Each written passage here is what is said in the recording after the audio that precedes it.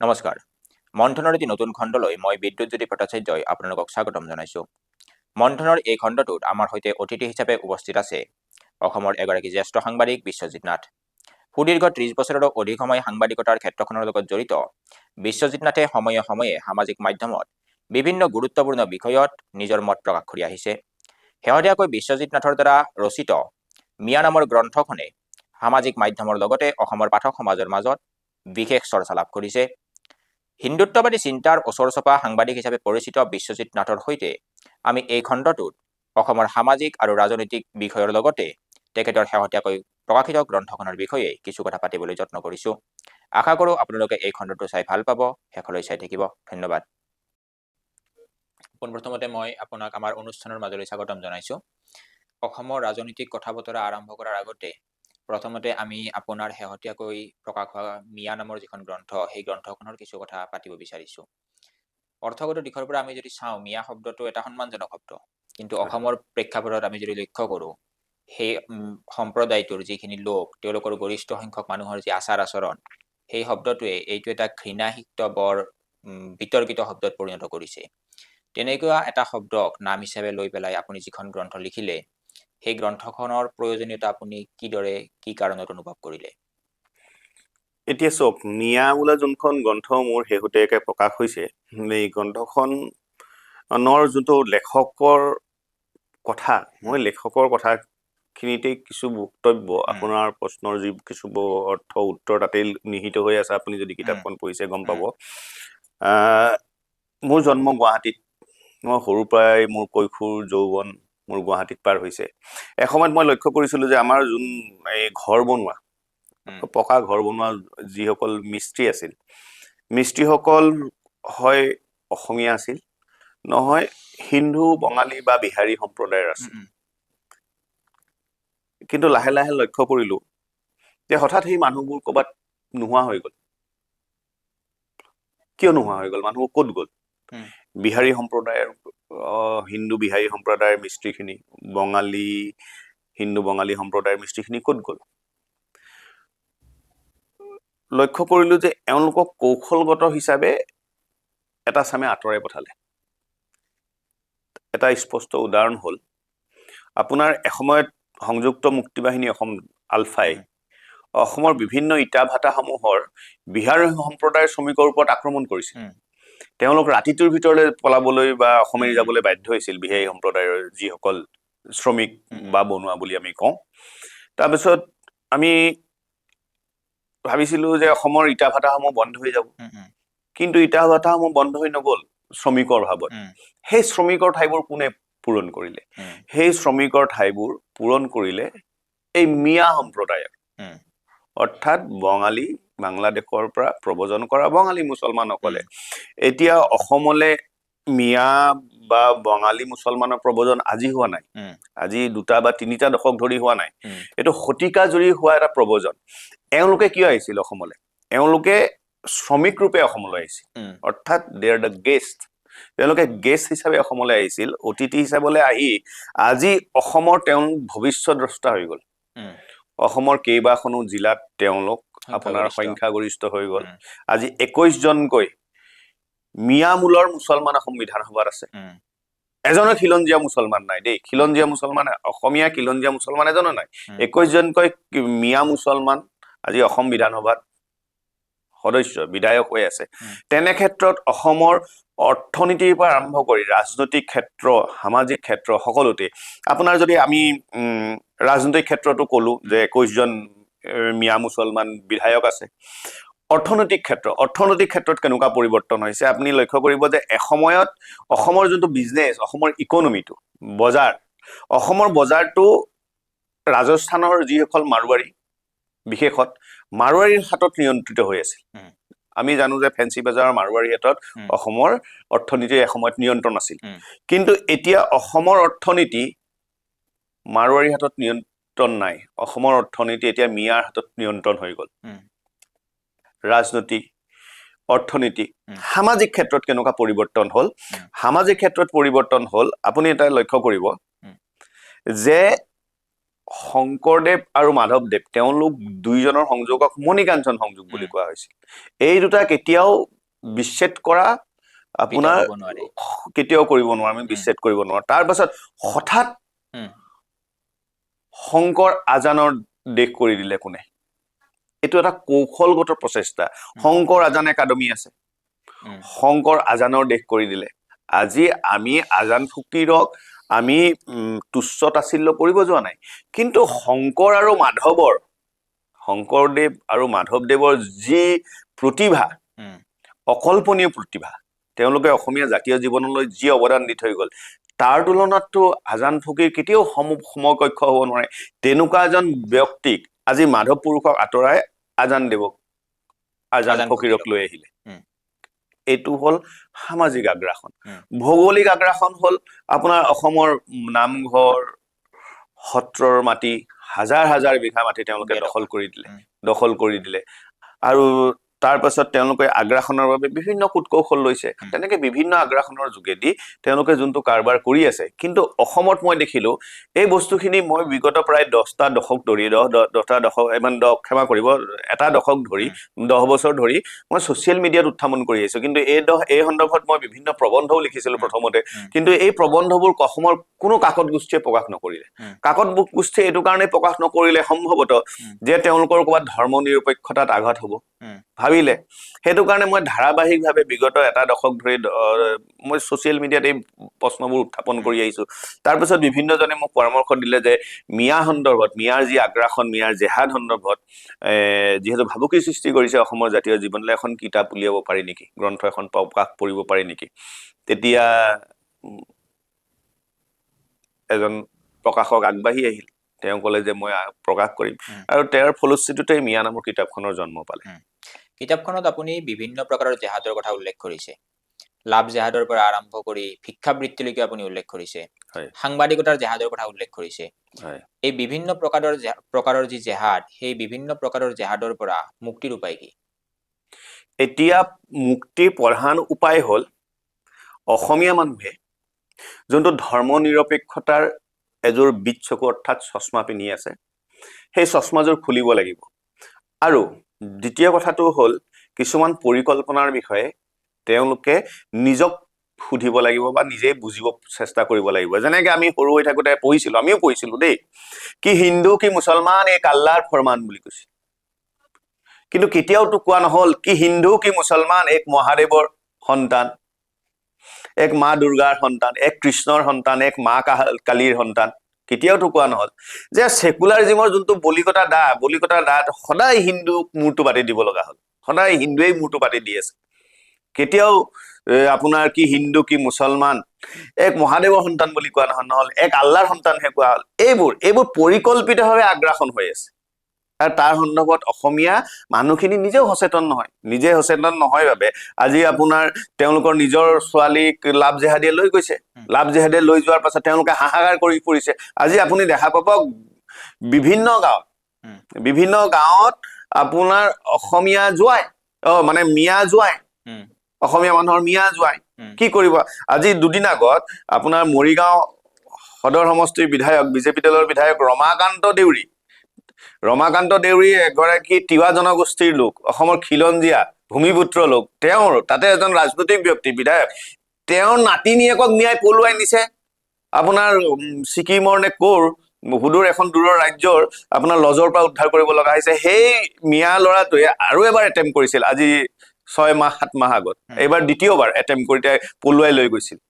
আপুনি ভাবক কি ধৰণৰ এগৰাকী বিধায়কৰ মানে নাতিনীয়েকক যদি অপহৰণ কৰিব পাৰে, আপোনাৰ মোৰ দৰে সাধাৰণ মধ্যবিত্ত বা নিম্ন মধ্যবিত্ত পৰিয়াল এটা ছোৱালী এজনীক তেওঁলোকে কিডনেপ কৰাত বা লাভ জেহাদৰ ঘটনাত আবদ্ধ কৰাত কিমান সময় লাগে?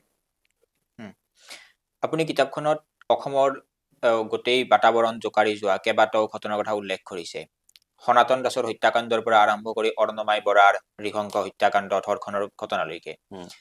এই ঘটনাবিলাকৰ পিছত বিচাৰ কি হ'ল আমি গম নাপাওঁ, দোষীৰ শাস্তি কি হ'ল আমি গম নাপাওঁ। আপুনি তাত দুই এটা দুৰ্ঘটনাৰ কথা উল্লেখ কৰিছে, শেহতীয়াকৈ অভিনেত্ৰী নন্দিনী কাশ্যপৰ যিটো দুৰ্ঘটনা সেইটোৰ কথা আপুনি উল্লেখ কৰিছে। এনেকুৱা এটা ঘটনা কৰি দিয়া হ'ল যে সেইটো দুৰ্ঘটনা নহয়, এটা পৰিকল্পিত ঘটনাৰ দৰে কৰা হ'ল। আৰু এনেকুৱা এটা বাতাবৰণ তৈয়াৰ কৰি দিয়া হ'ল যে সেইটোৱে অসমত সংঘটিত প্ৰথম আৰু শেষ দুৰ্ঘটনা। হয় তাৰপিছত আপুনি কিতাপখনত এই কথাও উল্লেখ কৰিছে যে NRCৰ সময়ৰ ঘটনা বা মিয়া কবিতাৰ সময়ৰ ঘটনা যিবিলাকে আন্তৰ্জাতিক পৰ্যায়ত স্থান লাভ কৰিলে। আৰু আন্তৰ্জাতিক পৰ্যায়ত যদি এটা বিষয় লৈ যাব লাগে তাৰ লগত নিশ্চয় অৰ্থনৈতিক দিশটোও বহু পৰিমাণে জড়িত হৈ আছে। আৰু এই গোটেই কথাবিলাক আলোচনা কৰি পেলাই আপুনি এটা ইছলামিক ইক'চিষ্টেমৰ কথা আনিছে কিতাপখনত। বিগত 10টা বছৰে অসমত এখন হিন্দুত্ববাদী চৰকাৰ আছে। এই কেন্দ্ৰত বিজেপি নেতৃত্বাধীন এখন চৰকাৰ আছে। তাৰ পিছতো এই যিটো ইক'চিষ্টেম, এই ইক'চিষ্টেমটোৰ কঁকালখন কিয় এতিয়াও ভাঙি যোৱা নাই? এতিয়া যোনটো মই মোৰ কিতাপতো লিখিছো লেফ্ট ইছলামিক ইক'চিষ্টেম। ইক'চিষ্টেম এতিয়া প্ৰথম কথাটো হ'ল আপুনি হিন্দুত্ববাদী চৰকাৰ বুলি কৈছে।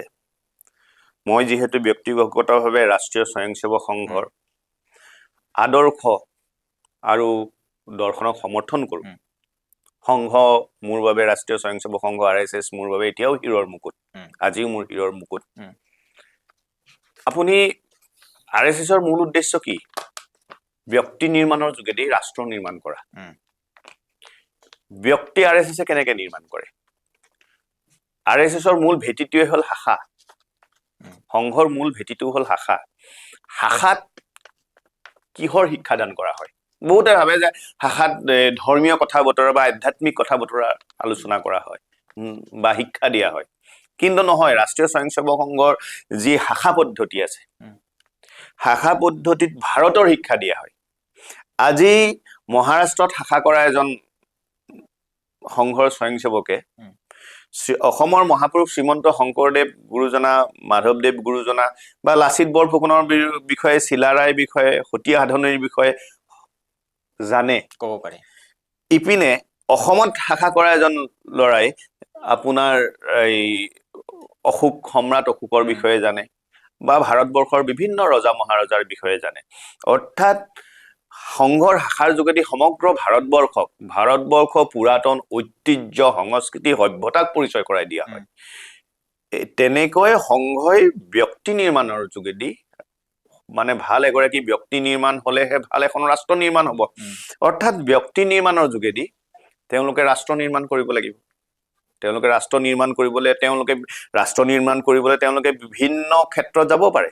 তেওঁলোকে কোনোবা শিক্ষকতা কৰিব যাব পাৰে, কোনোবাই ক্ৰীড়াৰ ক্ষেত্ৰত যাব পাৰে, তেওঁলোকে বিভিন্ন ক্ষেত্ৰত যাব পাৰে। কিন্তু আৰু এটাও বিশেষ বিষয় হ'ল ৰাষ্ট্ৰ নিৰ্মাণৰ ক্ষেত্ৰত ৰাজনৈতিক ক্ষেত্ৰ। যিহেতু ভাৰতীয় জনতা পাৰ্টি অৰ্থাৎ বিজেপি ৰাষ্ট্ৰীয় স্বয়ংসেৱক সংঘৰ এটা অন্যতম বিবিধ ক্ষেত্ৰ, ৰাজনৈতিক বিবিধ ক্ষেত্ৰ। বিভিন্ন সংঘৰ প্ৰায় 1.5 শতাধিক বিবিধ ক্ষেত্ৰ আছে, যেনেকে বিশ্ব হিন্দু পৰিষদ, হিন্দু জাগৰণ মঞ্চ, একল বিদ্যালয়ৰ পৰা আৰম্ভ কৰি তেনেকে বিজেপিও এটা বিবিধ ক্ষেত্ৰ। চব সংঘ ছাতিটোৰ তলত এই বিজেপিও আছে। এতিয়া কথাটো হ'ল সংঘৰ শাখাৰ যোগেদি এগৰাকী ব্যক্তি নিৰ্মাণ হ'ব। ব্যক্তি নিৰ্মাণ কৰি সংঘই উপযুক্ততা বিচাৰ কৰি পেলাই তেওঁ ব্যক্তিজনক আপোনাৰ হেৰিলৈ পঠাব, এই বিজেপি কৰিবলৈ পঠাব। বিজেপিত কৰি পেলাই তেওঁ বিধায়ক হয় বা বিজেপি দলটোত বিভিন্ন দায়িত্বত থাকি মন্ত্ৰী হয় বা সাংসদ হয়, সেয়া দলৰ ফালৰ পৰা নিৰ্ধাৰণ কৰা হয়। আপুনি লক্ষ্য কৰিব যে আপুনি যোনটো কথা কৈছে হিন্দুত্ববাদী চৰকাৰ, আজিলৈকে ৰাষ্ট্ৰীয় স্বয়ংসেৱক সংঘৰ কেইজন স্বয়ংসেৱক বিধায়ক হৈছে 2016 চনৰ পৰা? আপুনি এপাচি শাকত এটা জালুক। শতকৰা 99% বেলেগ বেলেগ দলৰ পৰা আহিছে। এতিয়া আপুনি লক্ষ্য কৰিব বিজেপি দলত ক'ৰ পৰা আহিছে? কংগ্ৰেছ দলৰ পৰা আহিছে, অসম গণ পৰিষদৰ পৰা আহিছে। অৰ্থাৎ শাখাই ব্যক্তি নিৰ্মাণ কৰা নাই। বিজেপি দলত আহিবৰ কাৰণে কংগ্ৰেছ বা অগপ দলৰ পৰাহে মানুহ হায়াৰ কৰা হৈছে বিজেপি কৰাৰ কাৰণে। সেইটো মই ভাবো এই গোটেই বিষয়টো হ'ল এটা ব্যৰ্থতা আছে কৰবাত, সেই এটা কেৰুণ আছে। এই কেৰুণটো বেলেগে ঠিক কৰিব নোৱাৰে। এইটো কেৰুণটো ৰাষ্ট্ৰীয় স্বয়ংসেৱক সংঘ, যিহেতু সংঘৰ বিষয়, আৰু বিজেপিও সংঘৰ ছাতিৰ তলতহে আছে। সংঘৰ অধিকাৰীসকলে, সংঘৰ নেতৃত্বই বিবেচনা কৰিব লাগিব যে আমি কিয় নেতা নিৰ্মাণ কৰিব পৰা নাই, ব্যক্তি নিৰ্মাণ কৰিব পৰা নাই, যি ব্যক্তিয়ে আজি বিজেপি দলটোত শাসন কৰিব লগা হ'বলৈ বাধ্য কিন্তু নাই কৰিব আপুনি ইয়াৰ আগতে 2016 চনত কোন মুখ্যমন্ত্ৰী হ'ল সৰ্বানন্দ সোণোৱাল আপোনাৰ অসম গণ পৰিষদ সদৌ অসম ছাত্ৰ সন্থাৰ মজিয়াৰ পৰা অহা হিমন্ত বিশ্ব শৰ্মা সকলোৱে জানে ভাৰতীয় জাতীয় কংগ্ৰেছৰ মজিয়াৰ পৰা অহা কিন্তু সম্পূৰ্ণ ৰাষ্ট্ৰীয় স্বয়ংসেৱক সংঘৰ আদৰ্শৰ পৰা অহা সংঘৰ ৰাষ্ট্ৰ শাখাৰ পৰা অহা এজন ব্যক্তিয়ে আজি তাৰিখত অসমৰ মুখ্যমন্ত্ৰী হ'ব পৰা নাই মন্ত্ৰী বিধায়কে হ'ব পৰা নাই আজি এইটো কি কয় অসমত বিশেষকে মই বেলেগৰ কথা ক'বলৈ নাযাওঁ মই অসমৰ ক্ষেত্ৰত কিছু পাৰ্থক্য বেলেগ সংঘৰ পদে মানে প্ৰান্তৰ লগতো মই নিজে দেখা পাইছো আজি কেৰেলাত এজন ব্যক্তি আপোনাৰ যোনটো আমাৰ ITC বুলি কয় মানে সংঘৰ প্ৰশিক্ষণ শিবিৰ প্ৰাথমিক প্ৰশিক্ষণ শিবিৰ ITC বুলি কয় সংঘৰ কেৰেলাত এজন ব্যক্তিয়ে ITC কৰাৰ বাবে কেতিয়া যোগ্য হয় তেওঁ নিম্নতম 5 বছৰ শাখা কৰিব লাগিব তেওঁ 5 বছৰ শাখা কৰাৰ পাছতহে তেওঁ ITC কৰাৰ বাবে অৰ্থাৎ সংঘৰ প্ৰাথমিক বৰ্ষ কৰাৰ বাবে তেওঁ যোগ্যতা অৰ্জন কৰে কেৰেলাত কি দুৰ্যোগৰ মাজত আজি সংঘ পৰিচালিত হৈ আছে এইটো অকল্পনীয় কিমান সংঘৰ নিষ্ঠাবান স্বয়ংসেৱকক পৰিকল্পিতভাৱে তাত হত্যা কৰা হৈছে তাৰ পাছতো আপুনি কেৰেলাত 5 বছৰ শাখা কৰাৰ পাছত এজন ব্যক্তি ITC কৰিবৰ কাৰণে যোগ্য হয় প্ৰাথমিক শিক্ষা বৰ্ষ কৰিব পাৰে কিন্তু অসমত কি হৈ আছে কংগ্ৰেছৰ পৰা আছুৰ পৰা অহা AGP পৰা অহা যিকোনো ব্যক্তি যেতিয়া বিজেপিত জইন কৰে তেওঁলোকক লগালগ এমাহো নহওঁতে তেওঁলোকক স্পেচিয়েল ITC বিশেষ প্ৰাথমিক শিক্ষা বৰ্ষক শিক্ষা গ্ৰহণ কৰিবলৈ তেওঁলোক পঠাই দিয়া হয় গণবেগজোৰ পিন্ধি গণবেগজোৰটো এটা মৰ্যাদা আছে ন গণবেগজোৰৰ এটা মৰ্যাদা আছে নমস্তে সদা বৎসলে মাতৃভূমি যি সংঘৰ প্ৰাৰ্থনা তো আজিও আমি শিহৰিত হৈ যাওঁ সংঘৰ প্ৰাৰ্থনাটো আমি যেতিয়া গাওঁ এই সংঘৰ প্ৰাৰ্থনা গোৱাৰ বাবে তেওঁলোক যোগ্য হয়নে নাই তাৰমানে আপুনি ক'ব বিচাৰে যে ৰাষ্ট্ৰীয় স্বয়ংসেৱক সংঘই যি ধৰণে আমাৰ ইয়াত নেতা গঢ় দিব লাগিছিলে সেই ধৰণে নেতা গঢ় দিব নোৱাৰাৰ ফলত কেৱল চৰকাৰ আনাৰ স্বাৰ্থতে তেওঁলোকে বিভিন্ন দলৰ পৰা নেতা লৈ অহা কাৰণে হিন্দুত্ববাদৰ যি আদৰ্শ সেই আদৰ্শ আমাৰ ইয়াত প্ৰতিষ্ঠা কৰিব পৰা নাই আৰু নোৱাৰা কাৰণে এই যিটো ইকোচিষ্টেম সেই ইকোচিষ্টেমটোৰ কঁকালখন ভাঙি দিয়াৰ ক্ষেত্ৰত ক'ৰবাত চৰকাৰ ব্যৰ্থ হৈছে এতিয়া আপুনি এটা বস্তু চাব দেই মই যে ৰঙা তিলক এটা লৈ আছো মই হাতত এই দুৰ্গা পূজাৰ এডাল ৰছী পিন্ধি আছো বলয় এডাল পিন্ধি আছো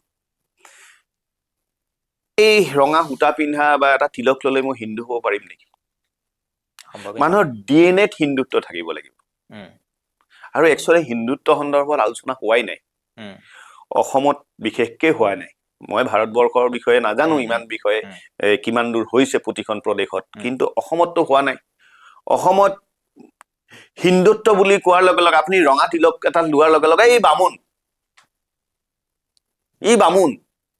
আপোনাৰ তেনেকুৱা তুচ্ছ তাচ্ছিল্য কৰা যায় মই প্ৰতিনিয়ত আপুনি লক্ষ্য কৰিব মই প্ৰতিনিয়ত এটা তিলক লৈ থাকো তিলকটো মোৰ বাবে এটা অলংকাৰ এগৰাকী মাইকী মানুহে বা এজন পুৰুষে যে ডিঙিত এডাল চেইন পিন্ধি থাকিব একদম 2-3 তলাৰ চেইন পিন্ধি থাকিব তেওঁ চেইনডাল তেওঁৰ বাবে অলংকাৰ মোৰ বাবে মোৰ তিলকটো মোৰ অলংকাৰ আৰু I am proud to be Hindu আৰু মানে হিন্দুত্ব সন্দৰ্ভতো আলোচনা হোৱা নাই আৰু হিন্দুত্বৰ অপব্যাখ্যা হৈছে হিন্দুত্ব আৰু হিন্দুজিম এই দুটা শব্দ পাৰ্থক্য আছে আমাৰ নামঘৰত নামঘৰী আছে আমাৰ মন্দিৰত এজন পুৰোহিত আছে আমি দেও বুলি কওঁ নামঘৰৰ নামঘৰীয়া গৰাকী বা মন্দিৰৰ পুৰোহিত গৰাকী তেওঁ হিন্দুত্ববাদী নহয় তেওঁ হিন্দুজিম প্ৰেক্টিচ কৰে মই ব্যক্তিগতভাৱে হিন্দুজিমো প্ৰেক্টিচ কৰো আৰু মই হিন্দুত্ববাদী মই দাবী কৰো মই নিজকে হিন্দুত্ববাদী বুলি কিয়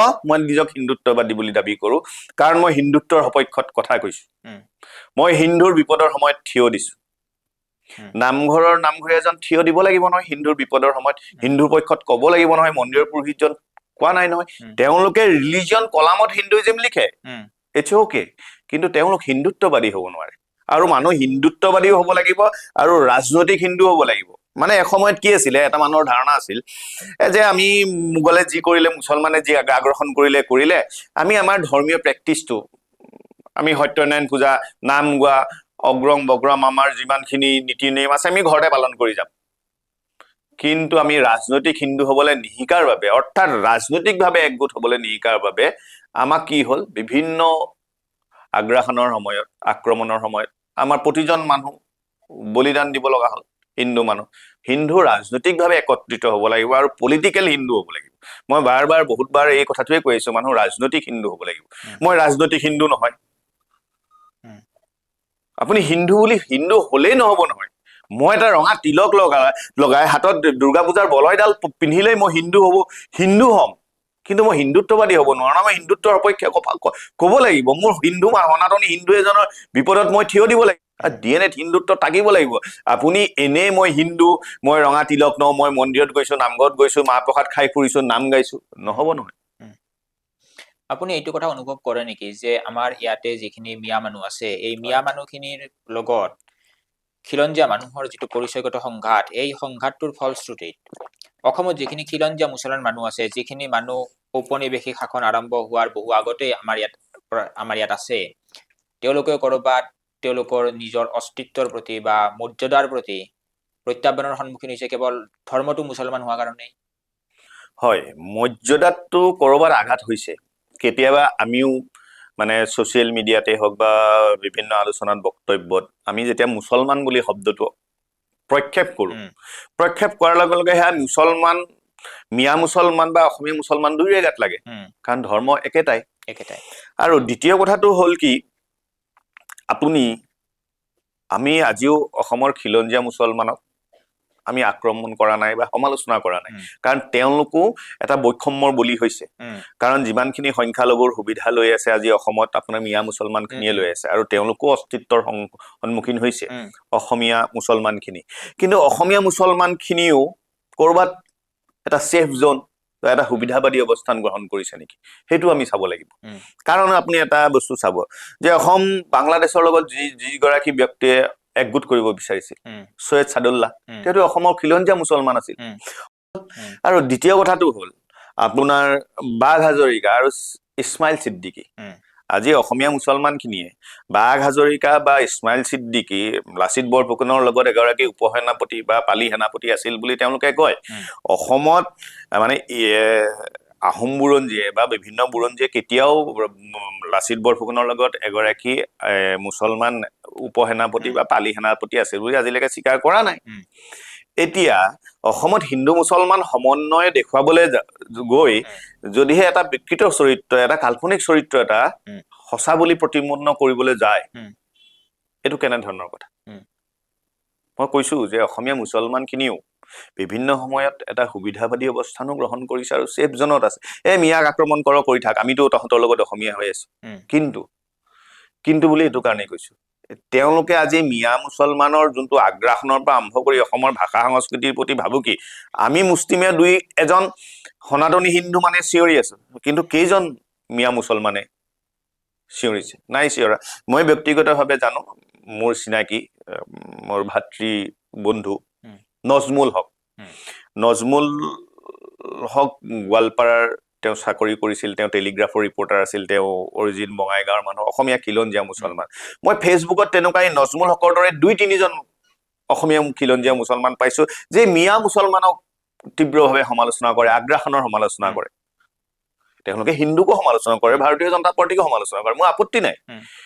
কিন্তু ক'ৰবাততো তেওঁলোকে এটা ষ্টেণ্ড লৈছে, নিৰপেক্ষতাটোৰ এটা সুবিধাবাদী অৱস্থান। আপোনাৰ খিলঞ্জীয়া মুছলমানৰ যিসকল দিগ্গজ ব্যক্তি আছে, তেওঁলোকেতো এটা নিৰপেক্ষ ভূমিকা মানে থিয় দিছে। সেইকাৰণে আমি বিভিন্ন ক্ষেত্ৰত খিলঞ্জীয়া অসমৰ মুছলমানখিনিকো সন্দেহৰ ঊৰ্ধত নাৰাখো।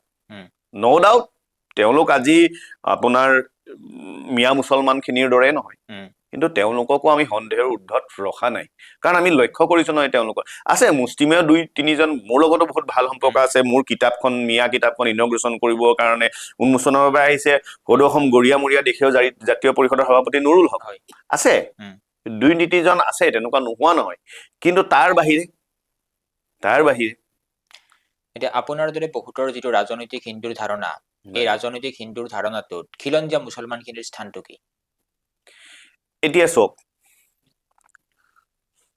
হিন্দুত্বৰ ধাৰণাক লৈ বিভিন্ন সময়ত বিভিন্ন ডিবেট হৈ আহিছে এতিয়া হিন্দুত্বৰ মই ভাবো যে নামঘৰলৈ যোৱা মন্দিৰলৈ যোৱা এইবোৰেই কেৱল হিন্দুত্বৰ ধাৰণা নহয় মই প্ৰথমতে কৈছো যে হিন্দুত্বত দেশ সৰ্বোপৰি আজি ভাৰতবৰ্ষত জন্ম লাভ কৰা এজন ব্যক্তিয়ে যেতিয়া ভাৰতবৰ্ষত জন্ম লাভ কৰি ভাৰতবৰ্ষক জন্মভূমি মাতৃভূমি পিতৃভূমি কৰ্মভূমি আৰু সকলোতকৈ ওপৰত পুণ্যভূমি বুলি গণ্য কৰে ভাৰতবৰ্ষত বাস কৰা প্ৰতিজন ব্যক্তিয়েই হিন্দু কিন্তু ভাৰতবৰ্ষত জন্ম লাভ কৰি যদি মক্কা মদিনাক পুণ্যভূমি জেৰুজালেমক পুণ্যভূমি বুলি গণ্য কৰে সেই ব্যক্তি কেতিয়াও হিন্দু হ'ব নোৱাৰে আমিতো আপোনাৰ APJ আব্দুল কালাম ভূতপূৰ্ব ৰাষ্ট্ৰপতি প্ৰয়াত ভূতপূৰ্ব ৰাষ্ট্ৰপতি APJ আব্দুল কালামক আমি এগৰাকী সনাতন ধৰ্মী হিন্দু ধৰ্মী বুলিও ক'বলৈ কুণ্ঠাবোধ নকৰো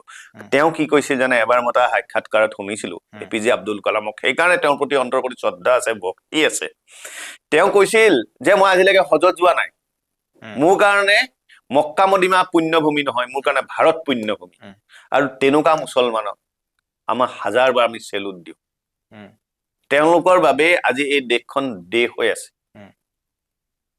দেশখন দেশ হৈ আছে যি ভাৰতক পুণ্যভূমি বুলি জ্ঞান কৰে ভাৰতবৰ্ষত বসবাস কৰা প্ৰতিজন ব্যক্তি হিন্দু সেইটো হিন্দুৰ ব্ৰড কনসেপ্ট হিন্দুত্ব কোনো বেলেগে ভবাৰ দৰে বেলেগ ৰিলিজিয়নৰ দৰে মানে নাদৰ দৰ্শন কুঁৱাৰ দৰ্শন নহয় হিন্দুত্ব এটা মহাসমুদ্ৰ এই মহাসমুদ্ৰত অৱগাহন মই এতিয়াও কৰিবলৈ চেষ্টাহে কৰি আছো সম্ভৱ এটা জনম হিন্দুত্ব বুজুতে বুজুতে বুজাৰ বাবে আমাৰ কেতিয়াও যোগ্য হ'বই নোৱাৰম হিন্দুত্ব ইমান বিশাল পৰিভাষা সনাতন হিন্দু ধৰ্মৰ আপুনি কিতাপখনত আৰু এটা প্ৰসংগ উল্লেখ কৰিছে সুবীৰ ভৌমিক আৰু গৰ্গ চেটাৰ্জীৰ এটা আহ্বানৰ কথা উল্লেখ কৰি সেইটো ভাষাৰ ক্ষেত্ৰত এতিয়া তেওঁলোকৰ আহ্বানৰ প্ৰতি উল্লেখ কৰি আপুনি যিটো কথা উল্লেখ কৰিছে ভাষাৰ প্ৰসংগত সেই ক্ষেত্ৰত মই জানিব বিচাৰিম যে আপুনি অসমীয়া ভাষাৰ ভৱিষ্যত সন্দৰ্ভত কি ভাবে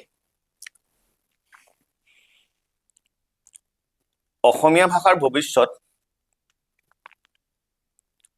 ভালো আৰু কিছু ক্ষেত্ৰত বেয়াও অসমীয়া ভাষাটো কোনো বুদ্ধিজীৱী পেপাৰৰ সাংবাদিকে পেপাৰৰ সম্পাদকে ৰক্ষা কৰি থকা নাই আপুনি গোটেই কেইখন অসমৰ news paper daily news paper news চেনেলৰ এডিটৰ ইন চিফ বেলেগ কথা বাদ দিলো এডিটৰ ইন চিফৰ সন্তান কোন বিদ্যালয়ত পঢ়ে কোন মাধ্যমত পঢ়ে আপুনি নিজে লক্ষ্য কৰিব ইংৰাজী মাধ্যমত পঢ়ে মই নাম উল্লেখ নকৰো বুদ্ধিজীৱীৰ সন্তান কি মাধ্যমত পঢ়িছে আপুনি লক্ষ্য কৰিব নাম উল্লেখ কৰিব নাযাওঁ প্ৰতিজন আপুনি এখন শপতনামা দিব দিয়কচোন অসমৰ প্ৰতিখন চেনেলৰ মুখ্য সম্পাদক আৰু প্ৰতিখন পেপাৰৰ আপোনাৰ মুখ্য সম্পাদকক তেওঁলোকৰ ল'ৰা ছোৱালী কোন বিদ্যালয়ত কোন মাধ্যমত পঢ়ি আছে অসমীয়া ভাষা কিমান চৰ্চা হয় অসমীয়াত কিমান নম্বৰ পাইছে লাষ্ট 3টা পৰীক্ষাত তেওঁলোকৰ মুখৰ মাত হেৰাই যাব আৰু এইবোৰ কি জানেন নাই অসমীয়া জাতীয়তাবাদ অসমীয়া ভাষা প্ৰেম এওঁলোকৰ মানে কি হয় সাংবাদিকতাৰ বজাৰৰ একোটা উপাদান ব্যক্তিগতভাৱে মই নিজে এগৰাকী সম্পাদক অসম সাহিত্য সভাপতি আছিল তেওঁৰ লগত কাম কৰিছিলো তেওঁ অসম সাহিত্য সভাপতি আছিল বিৰাট ডাঙৰ এৱাৰ্ড পোৱা আজি প্ৰায় 2 দশক পূৰ্বৰ কথা তেওঁ অফিচিয়েল যোনবোৰ নোটিছ দিয়ে সব ইংৰাজী ভাষাত লিখে এগৰাকী অসম সাহিত্য সভাৰ সভাপতি বিদগ্ধ পণ্ডিত অসমীয়া সাহিত্যৰ পুৰোধা ব্যক্তি এইবোৰ মানে অফিচিয়েল যোনবোৰ ইন্টিমেশন লেটাৰ দিয়ে তেওঁ নোটিছ বৰ্ডৰ আই দিয়ে তেওঁৰ নামটো দি পেলাই ইংলিছত দিয়ে ইংৰাজীত দিয়ে অসমীয়া কোন ভাষাটো কোনো ডাঙৰ মুঠা সাংবাদিক চেনেলৰ সম্পাদকে ৰক্ষা কৰা নাই অসমীয়া ভাষাটো ৰক্ষা কৰি আছে এই সৰু মানুহখিনি যাৰ জাতীয় চেতনা আছে জাতীয় চেতনা থাকিবলৈ হলে আপুনি ডাঙৰ সভাপতি সম্পাদক সাহিত্যিক হ'ব দৰকাৰ নাই জাতীয় চেতনা থাকিব লাগিব আৰু এই ভাষাটো ধ্বংস কেতিয়াও নহয় যোনে যি নকওক এই ভাষাটো ধ্বংস হ'ব বুলি ভাবিছে এইটো নেভাৰ আপুনি ধ্ৰুপদী ভাষা মৰ্যাদা পাইছে অসমীয়া ভাষাই আৰু আপুনি ভাবক অসমীয়া ভাষা কিয় ধ্বংস হ'ব ল আপোনাক এখন দিলু ল বুলি কলো ল বুলি কোৱাৰ লগে লগে কি হয় এটা বাক্য বুজায় ল এটা লেটাৰ হে এটা আখৰ হে নট এ ৱৰ্ডো নহয় ল বুলি কোৱাৰ লগে লগে এটা বাক্য বুজালে থ বুলি কোৱাৰ লগে লগে এটা বাক্য বুজালে এটা আখৰে এটা বাক্য বুজাব পাৰে এনেকুৱা সমৃদ্ধ ভাষা আৰু বিশ্বত ক'তো নাই অসমীয়াৰ দৰে সমৃদ্ধ ভাষা মই সেইকাৰণে অসমীয়া বুলি গৌৰৱ অনুভৱ কৰোঁ মই যে কিছুমান তথাকথিত জাতীয়তাবাদীৰ লগত কাজিয়া কৰোঁ আপুনি নিজে দেখিছে ছ'চিয়েল মিডিয়াত বা বিভিন্ন শ্ব'ত মই দেখা পাইছোঁ মই কৈছোঁ হয় মই মোৰ ল'ৰাক ইংৰাজী মাধ্যমত পঢ়াইছোঁ কিন্তু মই মোৰ ল'ৰাক স্পষ্টভাৱে কৈ দিছোঁ মোৰ ল'ৰাই ইংৰাজী লিখে ইংৰাজীত এতিয়াই ইংৰাজী ভাষাত ভাল প্ৰবন্ধ লিখে আপুনি নিজেও জানে মই তাক কৈ দিছোঁ তই যিমানেই ইংৰাজী ভাল নাজান তই কেতিয়াও ব্ৰিটিছ হ'ব নোৱাৰ তই অসমীয়াই তই খাৰ খোৱা অসমীয়া হৈ থাকিব লাগিব আৰু মই তামিল ভাষাটো যদি শিকি লওঁ বা চাইনিজ ভাষাটো যদি মই মোৰ সুবিধাৰ বাবে শিকি লওঁ কি মই তামিল হৈ যাম নে চাইনিজ হৈ যাম মইতো একো হৈ নাযাওঁ মই সপোনটোতো অসমীয়াত দেখিব লাগিব মই কাইলৈ আমেৰিকাত 10 বছৰ থাকিলেও মই সপোনটোতো অসমীয়াতে দেখিম ন মই ইংৰাজীতটো সপোন নেদেখোঁ মই ৰাতি সপোনত বুট বুটালেও মই অসমীয়াতে বুট বুটাম আৰু আপুনি অসমীয়াৰ সমান সমৃদ্ধ ভাষা আজি কিছু বছৰ আগলৈকে এটা ষড়যন্ত্ৰ চলিছিল অসমীয়া ভাষা বঙালী ভাষাৰ বাংলা ভাষাৰ মানে অপ্ৰভংশ নেকি তেনেকুৱা ধৰণৰ চেষ্টা কৰা হৈছিল কিন্তু শেহতীয়াকৈ অসম চৰকাৰৰ উদ্যোগত আৰু বিজেপি চৰকাৰে যোনটো পদক্ষেপ ল'লে সেই পদক্ষেপৰ বাবে এইটো মষ্ট ৱেলকাম যে আপোনাৰ অসমীয়া ভাষাই ধ্ৰুপদী ভাষাৰ মৰ্যাদা পালে অসমীয়াৰ নিজস্ব এটা ভাষাই স্বকীয়তা আছে এইটো প্ৰমাণ হ'ল আৰু অসমীয়া ভাষা আপোনাৰ মই আগতেই ক'লো য'ত ল আৰু থ বুলি ক'লে এটা বাক্য বুজায় এনেকুৱা সমৃদ্ধ ভাষা এটা কোনেও ধ্বংস কৰিব নোৱাৰে মই জাতীয়তাবাদীৰ কথাখিনি আপোনাক কৈ আছিলো মই এদিন এজনক কৈছিলো যে তেওঁ শংকৰদেৱৰ বিষয়ে কৈ আছিল মই বোলো আপোনালোকে শংকৰদেৱক বুজিয়ে নাপালে শংকৰদেৱে সংস্কৃত ভাষাত যোনটো তুতই লিখিছিলে মধু দানৱ দাৰণ দেৱ বৰং বৰবাৰি জলোচন চক্ৰধং ধৰণীধৰ ধাৰণ ধেয় পৰং পৰমাৰ্থ বিদা শুভ নাশ কৰং কৰ সুৰুণিত সেই দীপ ভূৰি ভোগং ভোগ ভূষণ কুচিত পাদ যুগং এইটো যথেষ্ট দীঘল এইটো সংস্কৃত ভাষাত গুৰুজনাই লিখিছিলে আপোনাৰ আজিলৈকে তুতইটো যে সংস্কৃত ভাষাত লিখিছিলে আপোনালোকে গমেই নাপায় শংকৰদেৱ গুৰুজনাৰ দৰে এজন মহান ব্যক্তিক আপোনালোকে আবদ্ধ কৰি ৰাখিলে নিৰ্দিষ্ট সীমাৰেখাৰ মাজত নামঘৰৰ মাজত আৰু এই বিষয়টো আপোনাক জাতীয়তাবাদৰ এই বিষয়টো আকৌ এবাৰ কওঁ যে এইটো যোৱা বছৰ জানুৱাৰী মাহত যেতিয়া ৰাম মন্দিৰ প্ৰতিষ্ঠা হৈছিল এটা নেৰেটিভ অসমৰ মানে লেফ্ট ইক'চিষ্টেমে আগবঢ়াই দিছিল যে ৰাম অসমৰ লগত জড়িত নহয় ৰামৰ অসমৰ লগত সম্পৰ্ক নাই শংকৰদেৱৰ ৰামজন বিশেষকে মই তেতিয়া কৈছিলো যে শংকৰদেৱৰ প্ৰথম বৰগীতটো আছিল মন মেৰি ৰাম চৰণহি লাগু আৰু এইটো গুৰুজনাই বদৰিকাশ্ৰমত লিখিছিল ৰাম দুজন ভাৰতবৰ্ষত নাই এজনেই ৰাম আমি না শংকৰদেৱক বুজি পালো না আমি কৃষ্ণক বুজি পালো দেৱী মা বুজি পালো আমি একচুৱেলি কাকোৱে বুজি নাপালো আমি একচুৱেলি কনফিউজ জাতি হৈ থাকিলো কিন্তু আমাৰ ইমান সমৃদ্ধ ইতিহাস থকাৰ পাছত আপুনি কিতাপখনৰ পাতনিত এটা কথা স্পষ্টভাৱে উল্লেখ কৰিছে যে আপুনি নিৰপেক্ষ নহয় ব্যক্তিগতভাৱে মই এইটো কথা নিজেও অনুভৱ কৰো যে নিৰপেক্ষতাৰ যিটো ধাৰণা সেইটোত আনৰ প্ৰতি সন্মান প্ৰদৰ্শনৰ পৰিৱৰ্তে কৰবাত নিজক নিৰ্লিপ্ত আৰু নিষ্ক্ৰিয় কৰি ৰখাৰ এটা মানুহে পলায়নবাদী ধাৰণা এটা পোষণ কৰি ৰাখে এতিয়া আমি যদি বৌদ্ধিক পৰিমণ্ডলৰ ক্ষেত্ৰত এটা কথা লক্ষ্য কৰোঁ তেতিয়াহ'লে এই বৌদ্ধিক পৰিমণ্ডলত ইছলামিক চিন্তাবিদসকল বা মাৰ্কছিষ্ট চিন্তাবিদসকল বা তথাকথিতভাৱে নিজক নিৰপেক্ষ বুলি কোৱা সকলে যি গুৰুত্ব লাভ কৰে হিন্দুত্ববাদী চিন্তাৰ ওচৰ চপা মানুহসকলে কিন্তু এই গুৰুত্বটো লাভ নকৰে এই সন্দৰ্ভত আপুনি কি ক'ব এতিয়া চাওক মানে আজি 3টা দশক ধৰি সাংবাদিকতা কৰিছো মোক আজি কেইজন মানুহ চিনি পায় ছ'চিয়েল মিডিয়াত মই এক্টিভ থাকো কাৰণে যিসকলে ছ'চিয়েল মিডিয়াৰ লগত টাচ আছে এই লোকে জানে আজি যদি মোক কোনোবাই বিশিষ্ট সাংবাদিক বুলি মাতি দিয়ে বা জ্যেষ্ঠ সাংবাদিক বুলি মাতি দিয়ে কিছুমানে কোৱেশ্যন কৰিব এওঁ নামটোতো আমি শুনা নাই এওঁ কেতিয়াবা জ্যেষ্ঠ সাংবাদিক হ'ল আমি অমুককে জানো জ্যেষ্ঠ সাংবাদিক তাৰ কাৰণটো কি জানেন নাই আমাৰ এই ছ'চিয়েল মিডিয়া অহাৰ আগলৈকে অসমৰ আপুনি নিউজ চেনেলেই কওক বা পেপাৰেই কওক মই বিশেষকৈ পেপাৰৰ কথাখিনি কওঁ নিউজ চেনেলো অহা খুব বেছি দিন হোৱা নাই এসময়ত গল্পকাৰ উপন্যাসিক বা ভাল কবি হিচাপে কোনসকল ব্যক্তি প্ৰতিষ্ঠিত হৈছিল জানেনে যিসকল ব্যক্তিক সংশ্লিষ্ট কাকতখনৰ সম্পাদক বা মালিকে ভাল পাইছিল তেওঁলোকে বাছি তেওঁলোকৰ নিজৰ ইচ্ছা অনুযায়ী বাছি কিছুমান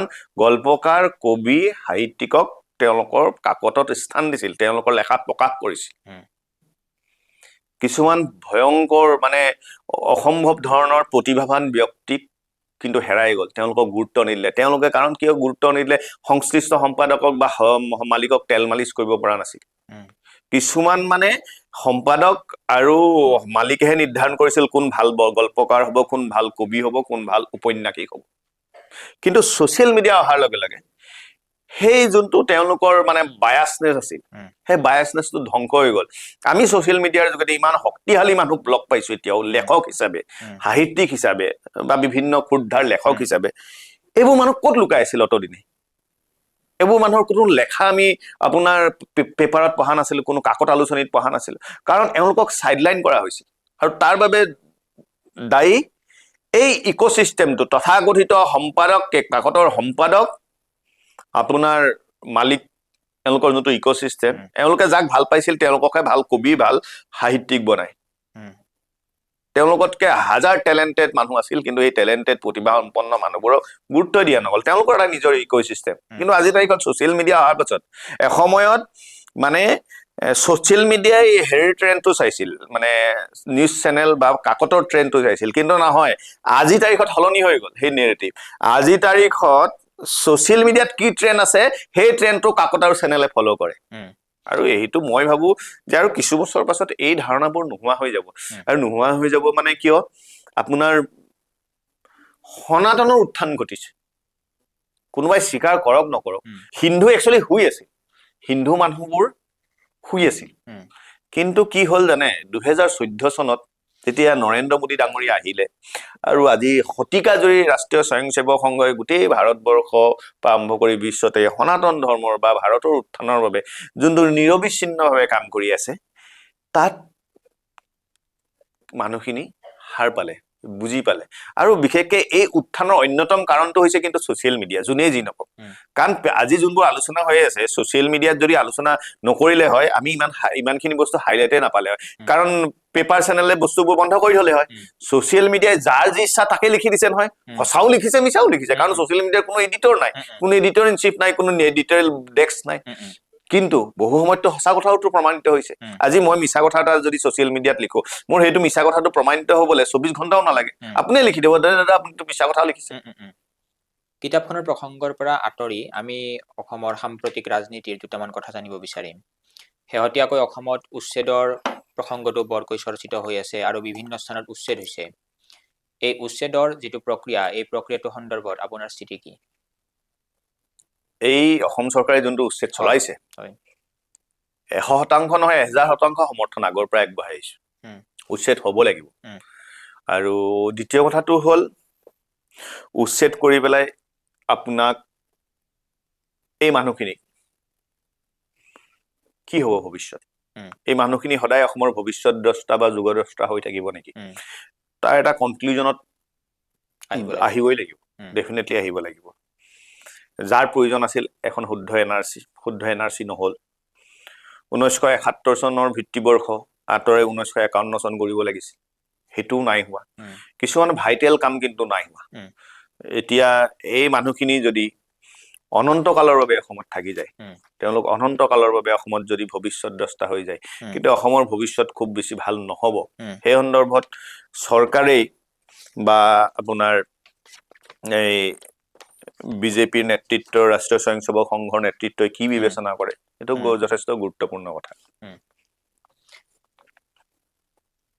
যিসকল লোকক উচ্ছেদ কৰা হৈছে বা যিসকল লোকক আমি সন্দেহজনক বুলি বিবেচনা কৰোঁ, সেইসকল লোকৰ গৰিষ্ঠ সংখ্যকেই কিন্তু সময়ে সময়ে বিভিন্ন চৰকাৰী প্ৰক্ৰিয়াৰ মাজেদি ভাৰতীয় হৈ আহিছে।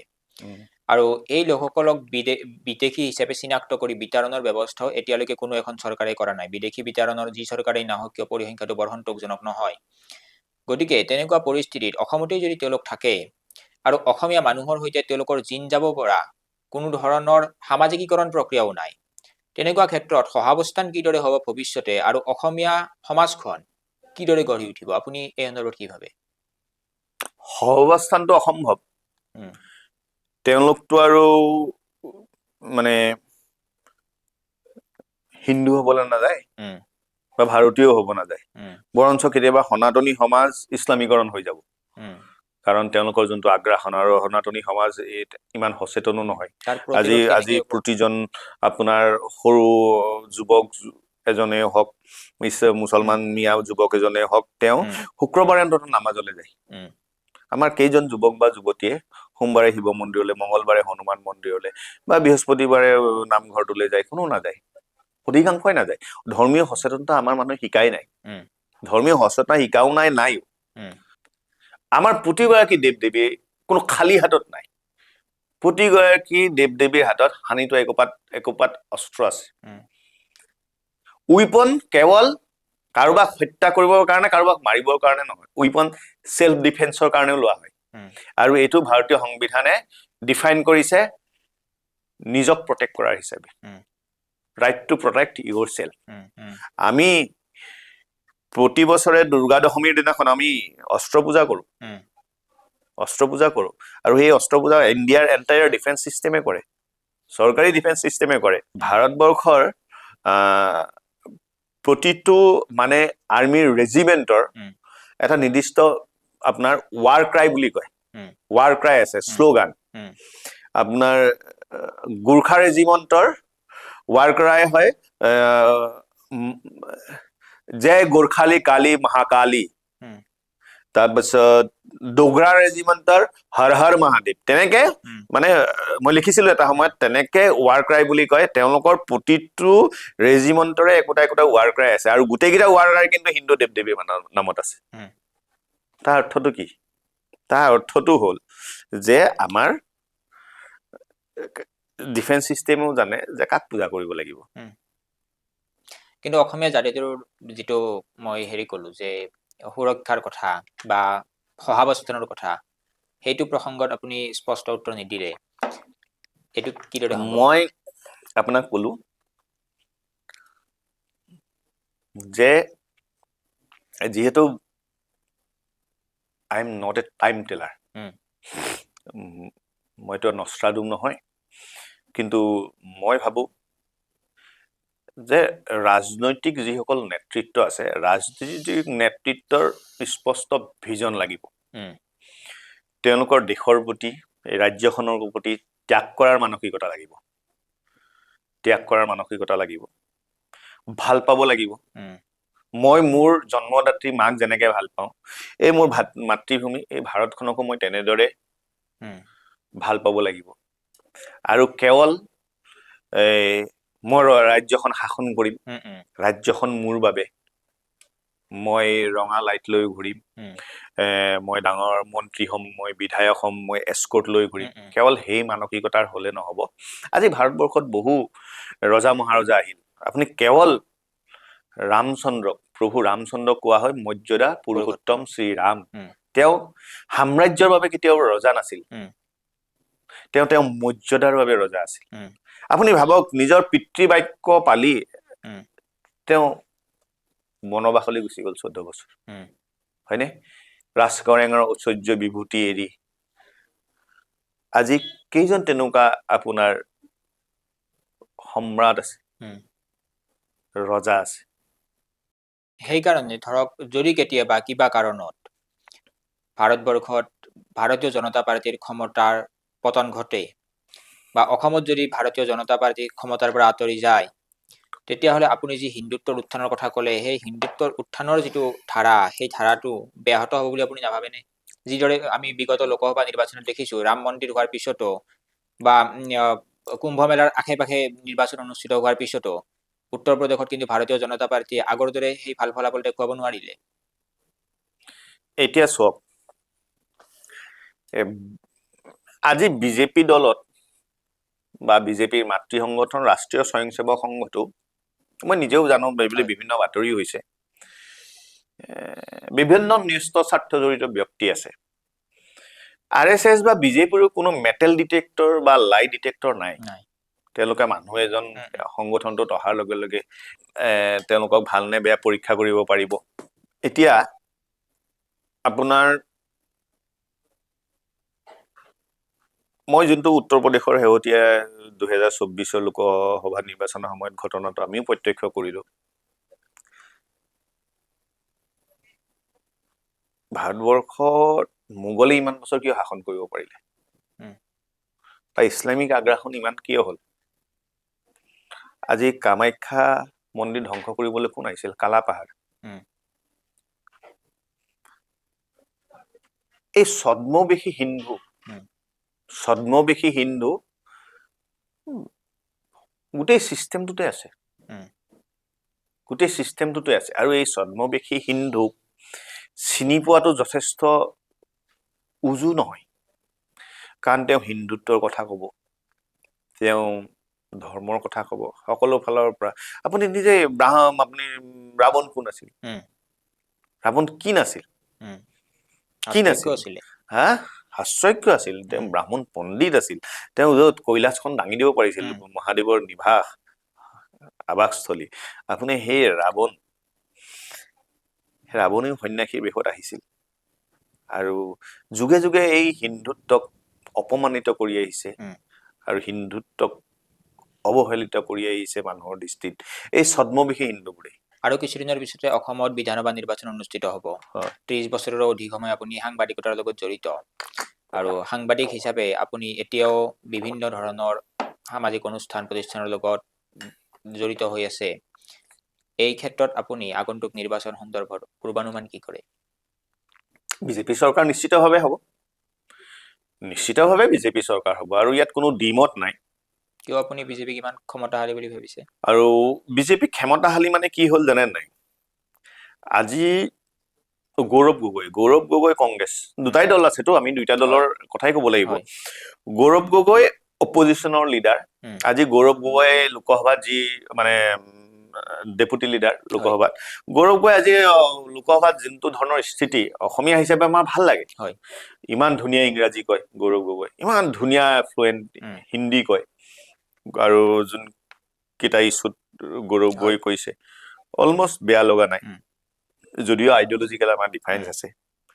গৌৰৱ গগৈ লোকসভাত ভাষণ দিয়া বাবে বিৰাট উপযুক্ত, সঁচাকে তেনেকুৱা এজন গৌৰৱ গগৈ উপযুক্ত। কিন্তু গৌৰৱ গগৈ যিহেতু অসমত মানে ডাঙৰ দীঘল হোৱা নাই, গৌৰৱ গগৈ অসমীয়া মানুহৰ, অসমীয়া জাতীয় জীৱনৰ পালচে নাজানে, যোনটো আজি মুখ্যমন্ত্ৰী পদত থকা হিমন্ত বিশ্ব শৰ্মাই জানে। অসমীয়া জাতিটোৰ পাল জানিব লাগিব নহয়। তেওঁ অসমীয়া মানুহৰ লগত কেনেকৈ কথা পাতে, কেনেকৈ ডিল কৰিব লাগে, প্ৰতিটো জাতি জনগোষ্ঠীৰ আৱেগ অনুভূতি সুকীয়া সুকীয়া, কালচাৰ সুকীয়া সুকীয়া, তেওঁলোকৰ বেকগ্ৰাউণ্ড সুকীয়া সুকীয়া, সেইটো মুখ্যমন্ত্ৰী এতিয়া যেনেকে জানে। আৰু বাকীটো মই ৰাজনৈতিক নেতাবোৰ দেখিছো শুই বহি কটোৱা। মুখ্যমন্ত্ৰী হিমন্ত বিশ্ব শৰ্মা 24/7 পলিটিচিয়ান। আজি কংগ্ৰেছ দলত কোন তেনেকুৱা 24/7 পলিটিচিয়ান আছে? আৰু ৰাজনীতিত থাকিবলৈ হলে আপুনি হিমন্ত বিশ্ব শৰ্মা সমকক্ষ গৌৰৱ গগৈ আৰু 10 বছৰত হ'ব পাৰে, মই সেইটো নাজানো, আৰু 10 বছৰত গৌৰৱ গগৈ লুৰিণজ্যোতি গগৈ হ'ব পাৰে। কিন্তু আজি তাৰিখত আৰু 6 মাহৰ ভিতৰত এজন মানুহ তেনেকে চেঞ্জ হৈ পেলাই হিমন্ত বিশ্ব শৰ্মা সমকক্ষ হ'ব মই নাভাবো। আৰু বিজেপি যে মই আপোনাক কৈছো নিশ্চিতভাৱে বিজেপিৰ যোনটো সংগঠন, বিজেপি সংগঠন এনেকুৱা গ্ৰাছৰুট লেভেলত আছে যোনটো কংগ্ৰেছে ইমাজিনে কৰিব পৰা নাই। এতিয়াও বিজেপিত মোৰ বহুত কেইজন মোৰ ভাল বন্ধু আছে, শুভাকাংক্ষী আছে, তেওঁলোক ভাল ভাল পোষ্টত আছে, টকা পইচা ফালৰ পৰা আৰ্থিকভাৱে স্বাৱলম্বী। তেওঁলোকে মাহ ধৰি নিজৰ ঘৰত আহিব পৰা নাই, নিজৰ ল'ৰা ছোৱালীয়ে পাহৰি গৈছে চাগে বাপেকৰ চেহেৰাটো কেনেকুৱা আছিল। এওঁলোকক ইমানেই কামত ব্যস্ত, তেওঁলোকে সাংগঠনিক কাম কাজত গাঁৱে ভূঞে জড়িত হৈ আছে। আৰু সেই শিপাটো আজি নেপালত যোনটো কণ্ডিশ্যন হ'ল, যোনটো কণ্ডিশ্যন কৰিছিলে, সেই কণ্ডিশ্যন কিন্তু জুবিন গাৰ্গৰ এই জাষ্টিছ ফৰ জুবিন গাৰ্গ এই অংকটোত কিন্তু অসমকো সেই নেপাল কৰাৰ এটা পৰিকল্পনা কৰিছিলে। কিন্তু বিজেপি সংগঠন ইমান গাঁৱে ভূঞে শিপাই আছে যোনটো কাৰণে সম্ভৱ নহল। আৰু বিজেপিটো 100% আহিব, 100%। আৰু বিজেপি মই ভাবো এইবাৰ, যোৱাবাৰ যদিও বিজেপি অগপ আছিলে, এইবাৰো অগপ BPF থাকিব, কিন্তু বিজেপিটো এইবাৰ একক সংখ্যাগৰিষ্ঠতাতকে যথেষ্ট ভাল আসন পাব মই ভাবো। আৰু গৌৰৱ গগৈ, লুৰিণজ্যোতি গগৈ, অখিল গগৈ, আপুনি এই তিনিজনৰ এটা বস্তু চাব, তেওঁলোকে অকল মিয়া ভোটৰ ওপৰত মানে হেৰি কৰি আছে, মানে চেন্ট্ৰেলাইজ কৰি আছে। তেওঁলোকে হিন্দু ভোটৰ ওপৰত মাথাই মৰা নাই। তেওঁলোকে মুছলিম মিয়াৰ বিৰুদ্ধে একো নকয়। মাজতে লুৰিণ গগৈ সুধিলে আপুনি মিয়াৰ কথা কি কব, তেওঁ কব মিয়া অসমীয়া নে মানে ভাৰতীয় নে অভাৰতীয় সেইটো কওক, তেওঁ মিয়া বিদেশী সেইটো কওক, তেওঁ মিয়া শব্দটো কবলৈ তেওঁ বেয়া পায় বা লাজ পায়, তেনেকুৱা কথা। এতিয়া মানুহেতো লক্ষ্য কৰি আছে ন, মানুহতো আজিৰ দেশত ইমান মূৰ্খ নহয়, যে দেখা নাই। অসমত ভাৰতীয় জনতা পাৰ্টীৰ যিখন চৰকাৰ, সেই চৰকাৰখনে মোটামুটি 10 বছৰ সম্পূৰ্ণ কৰিবৰ হ'ল। আৰু এইখিনি সময়ত এই দলটোৱে দুজন মুখ্যমন্ত্ৰী অসমক দিলে, সৰ্বানন্দ সোণোৱাল আৰু হিমন্ত বিশ্ব শৰ্মা।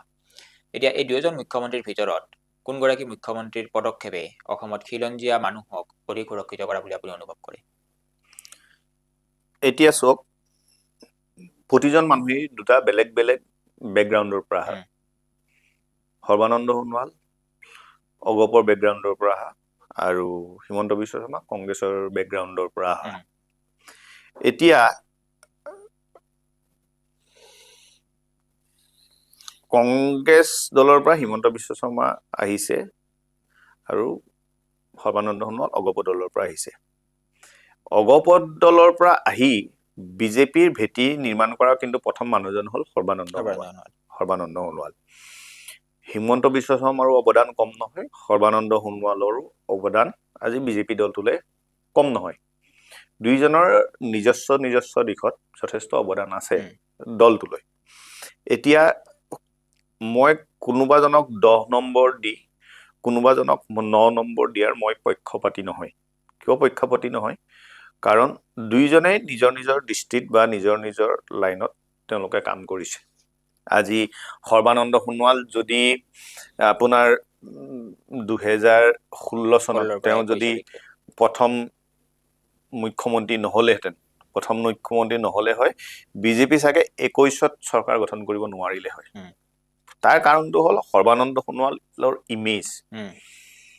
সৰ্বানন্দ সোণোৱালৰ যোনটো ইমেজ, সেইটো অসমৰ ৰাইজে তেওঁক যথেষ্ট নিট এণ্ড ক্লিন মানুহ বুলি ভাবে, যোনটো তেওঁৰ কোনো বিতৰ্কও নাই। হিমন্ত বিশ্ব শৰ্মা কংগ্ৰেছৰ পৰা আহিছে, যথেষ্ট বিতৰ্ক আছে। আৰু হিমন্ত বিশ্ব শৰ্মা আৰু সৰ্বানন্দ সোণোৱালক দুইজনক দুটা দৃষ্টিকোণৰ পৰা অসমীয়া মানুহে মই বিচাৰ কৰে বুলি মই ভাবো দেই, ব্যক্তিগতভাৱে মই ভাবো। আৰু দ্বিতীয় কথাটো হ'ল কৰবাত আমি লক্ষ্য কৰিছো যে সংবাদ মাধ্যমেও প্ৰচাৰ কৰে যে হিমন্ত বিশ্ব শৰ্মাৰ এফিচিয়েঞ্চি সৰ্বানন্দ সোণোৱালতকে বেছি বুলি কয়। 24/7 কাম কৰে। কিছুমানে কয় যে সৰ্বানন্দ সোণোৱাল হিমন্ত বিশ্ব শৰ্মাৰ দৰে এফিচিয়েণ্ট নহয়, বাট হিমন্ত বিশ্ব শৰ্মাতকে সৰ্বানন্দ সোণোৱালৰ ক্ৰেডিবিলিটি অৰ্থাৎ বিশ্বাসযোগ্যতা বহুত বেছি। দুটা বেলেগ বস্তু। সৰ্বানন্দ সোণোৱালৰ ক্ৰেডিবিলিটিৰ ফালৰ পৰা সৰ্বানন্দ সোণোৱাল যথেষ্ট আগবাঢ়ি থাকে, আৰু এফিচিয়েঞ্চি ফালৰ পৰা হিমন্ত বিশ্ব শৰ্মা যথেষ্ট আগবাঢ়ি আছে। ক্ৰেডিবিলিটি আৰু এফিচিয়েঞ্চি দুটা বেলেগ বস্তু। হিমন্ত বিশ্ব শৰ্মা এফিচিয়েণ্ট হয়, ঠিক তেনেকে সৰ্বানন্দ সোণোৱালৰ ক্ৰেডিবিলিটি আছে, বিশ্বাসযোগ্যতা যথেষ্ট আছে। আৰু দুইজনৰ মানে কম্বাইণ্ড কেমেষ্ট্ৰিত আজি বিজেপি অসমত চলি আছে। কম্বাইণ্ড কেমেষ্ট্ৰিত আজি 2021 চনত যেতিয়া হিমন্ত বিশ্ব শৰ্মাক মুখ্যমন্ত্ৰী পাতি দিয়াৰ লগে লগে আপোনাৰ সৰ্বানন্দ সোণোৱালক আঁতৰাই দিয়া হ'ল। তেতিয়া তেওঁ কেৱল মাজুলী বিধায়ক হৈ থাকিল। যদিহে সৰ্বানন্দ সোণোৱালে বেলেগ ৰাজনৈতিক দলৰ নেতাৰ দৰে, যোনটো বিজেপিত হয়তো সংস্কৃতি আছে কাৰণে, সংস্কাৰ আছে কাৰণে হোৱা নাই, বিদ্ৰোহ কৰি দিলে হয়, তেতিয়া অসম বিজেপি ভাঙি গ'ল হয়। কিন্তু তেওঁ নকৰিলে। নকৰাৰ পাছত তেওঁ কি হ'ল, তেওঁ ৰাজ্যসভালৈ গ'ল। ৰাজ্যসভালৈ গৈ কেন্দ্ৰীয় বন্দৰ আৰু আয়ুস মন্ত্ৰী পালে। তাৰপিছত আকৌ তেওঁ লোকসভা নিৰ্বাচনত আকৌ ডিব্ৰুগড় লোকসভা নিৰ্বাচনত খেলি জয়ী হৈ আকৌ তেওঁ বিমান বন্দৰ দপ্তৰৰ মন্ত্ৰী পালে। হিমন্ত বিশ্ব শৰ্মা বৰ্তমানৰ মুখ্যমন্ত্ৰী। এই যোনটো সংঘাত যোনটো হোৱা নাই, এইটো কেৱল বিজেপি দলৰ সংস্কাৰৰ বাবে হোৱা নাই। বেলেগ দলতটো আজি চকী মৰামৰি হ'ল, বেলেগ দলতটো চকী মৰামৰি হ'ল হয় মুখ্যমন্ত্ৰী পদটোৰ কাৰণে। এইটো বিজেপি দল কাৰণে হোৱা নাই। আপোনাৰ দৃষ্টিত বিৰোধী পক্ষৰ মাজত এনে কোনো নেতা আছেনে বৰ্তমান সময়ত যাৰ দ্বাৰা খিলঞ্জীয়া জাতি সুৰক্ষিত হ'ব পাৰে? বিৰোধী মানে কোনটো বিৰোধী দলৰ কথা কৈছে? অসমত বিৰোধী পক্ষৰ মাজত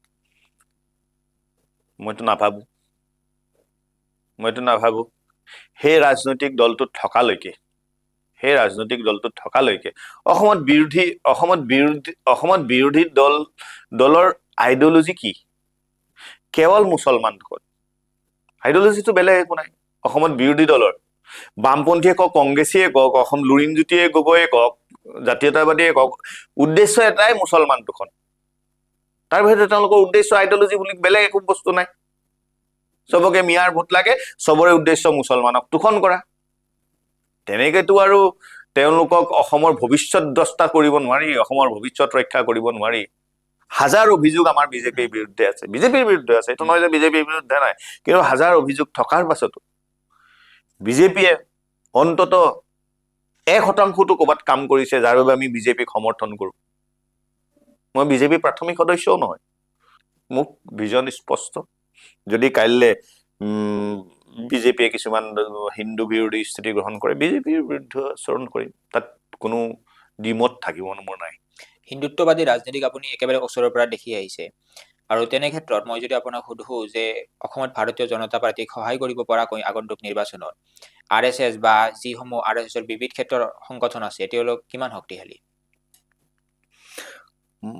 মই আটাইতকৈ লক্ষ্য কৰিলো 2016 চনৰ পাছত বিজেপি চৰকাৰ অসমত হ'ল। 2016 চনৰ আগত ৰাষ্ট্ৰীয় স্বয়ংসেৱক সংঘ যেনেকুৱা ধৰণৰ শক্তিশালী আছিল, এতিয়া কিন্তু সেই ধৰণে শক্তিশালী নহয়।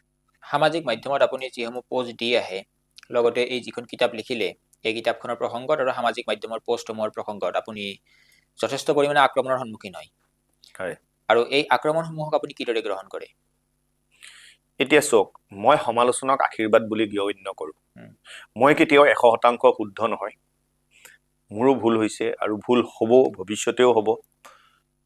মই নিজে ভাবো যে মোৰ ভৱিষ্যতে ভুল হ'ব পাৰে, ভুল হলে মোক সমালোচনা কৰিব, মানুহে সমালোচনা কৰিবই, কাৰণ ভুল শুদ্ধৰ ভগ্নাংশই মানুহৰ জীৱন।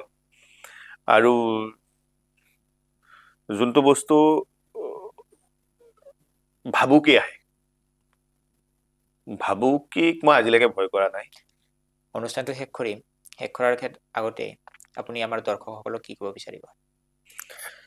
এতিয়া কথাটো হ'ল, মই আপোনালোকৰ যি মন্থন বুলি অনুষ্ঠানটোলৈ মোক আমন্ত্ৰণ জনালে, তাৰ বাবে ভাতৃপ্ৰতিম বিদ্যুতক আন্তৰিক ধন্যবাদ আৰু কৃতজ্ঞতা জ্ঞাপন কৰিছোঁ। আচলতে এনেকুৱা কোনো এটা আলোচনাত অংশগ্ৰহণ কৰাৰ বাবে মই যোগ্য হয় নাই, মই নিজেও নাজানো, মই নিমিত্ত মাত্ৰ। তথাপিও বিদ্যুতে মোক মাতি আনি যিখিনি আজি সন্মান দিলে, আৰু দৰ্শক সদায় অমৰ। দৰ্শক আজিৰ দৰ্শক বা কালিৰ দৰ্শক বা কালিলৈ দৰ্শক বুলি নাই, দৰ্শক সদায় অমৰ। দৰ্শক নিৰ্দিষ্ট এটা কালৰ নহয়। প্ৰতিজন অমৰ দৰ্শকৰ পৰা শুভেচ্ছা আৰু আশীৰ্বাদ বিচাৰিছো, যাতে মোৰ কথাখিনি যদি ক'ৰবাত ভুল হৈছে তেওঁলোকে নিজ গুণে মৰিখন কৰে, আৰু যাতে তেওঁলোকে মোক, যদিও মোৰ কথাখিনিত ক'ৰবাত গুৰুতৰ ভুল হৈছে, মোক সমালোচনা কৰিব, আপোনালোকৰ ব্যক্তিগতভাৱে অধিকাৰ আছে, সমালোচনা কৰিব, তেতিয়াহে মই ভৱিষ্যতে মোৰ সমালোচনাৰ ফলত মোৰ ভুলবোৰ শুধৰাই ল'ব পাৰিম। আৰু মন্থন সঁচাকৈ মন্থন হওক, কাৰণ মন্থন হ'লেহে, গাখীৰ মন্থন হ'লেহে দৈ হয় বা ক্ৰীম হয়। ধন্যবাদ।